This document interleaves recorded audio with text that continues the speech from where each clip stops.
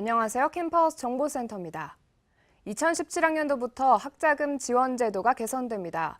교육부와 한국장학재단이 마련한 개선 방안에 따르면 내년 1학기부터는 국가장학금 신청 전에 소득분위 기준이 공개돼 장학금 수혜 여부나 금액을 예측할 수 있게 됩니다.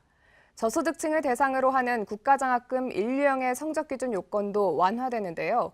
내년부터는 학기 성적이 C 이하라도 2회까지는 장학금을 받을 수 있게 됩니다. 재외국민 특별전형 입학자는 해외 소득이나 재산을 자진 신고하지 않을 경우 학자금 지원 대상에서 제외됩니다. 이번 주 목요일 치러질 2017학년도 대학 수학 능력 시험의 문제지와 답안지 배부가 시작됐습니다. 올해 수능을 보는 60여만 명의 수험생을 위해 시험 전날인 16일까지 전국 85개 시험지구로 옮겨집니다. 이번 수능 시험 날에는 한파는 없다고 하니 다행입니다. 선생님들이 수험생 여러분에게 전하는 당부 메시지를 정리해봤습니다. 이은정 리포터가 소개합니다. 시험 당일 처음 가보는 시험장이면 30분 일찍 도착하세요. 시험장은 난방이 잘 돼 있어 옷을 너무 껴입을 필요는 없습니다. 시험장에서는 쉬는 시간에 절대 이전 시간 문제의 정답을 맞춰보지 마세요.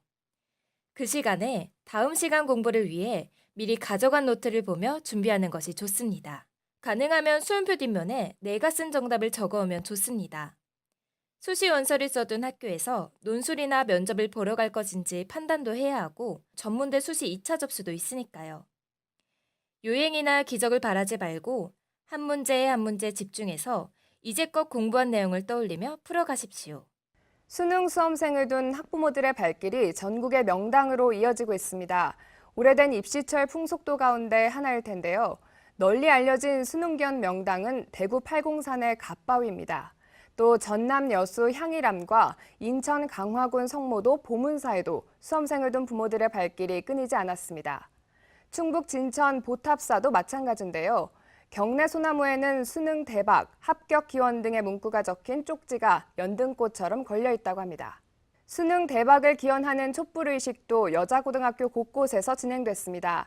청주여자고등학교는 인기 드라마 구름이 그린 달빛을 패러디한 노력이 그린 합격이라는 글씨를 2,500개의 촛불로 표현해 수험생들을 응원했습니다.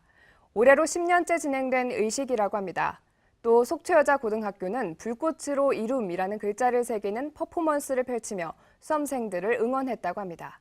한국인이 가장 많이 유학 가는 나라는 그동안 미국이었지만 올해 처음으로 중국으로 바뀌었습니다. 교육부의 통계를 보면 올해 4월 1일 기준으로 한국인 유학생 22만 3천여 명 가운데 6만 6천여 명이 중국에서 유학 중인 것으로 집계됐습니다.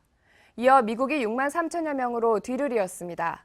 하지만 미국 유학생은 82%가 대학이나 대학원 과정으로 나타나 학위과정 유학으로는 여전히 미국이 선호되는 것으로 분석됐습니다. 캠퍼스 정보센터 여기까지입니다. 감사합니다.